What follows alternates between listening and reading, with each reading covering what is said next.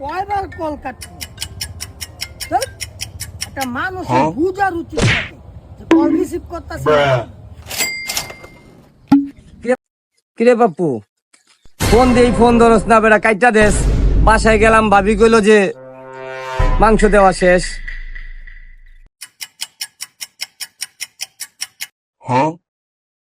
Phone দিতাছ, phone কাইটা দিতাছি কে বুঝোস না?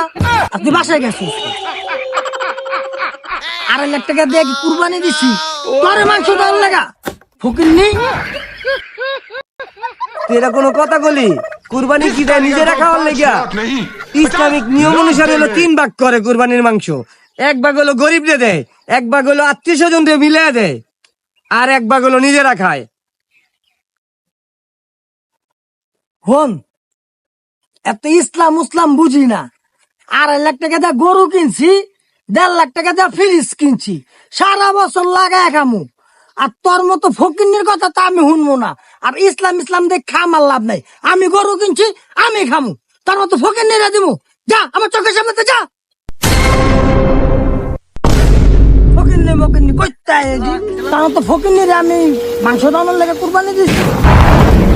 একটা গাদ ধরে বাইক করে যা।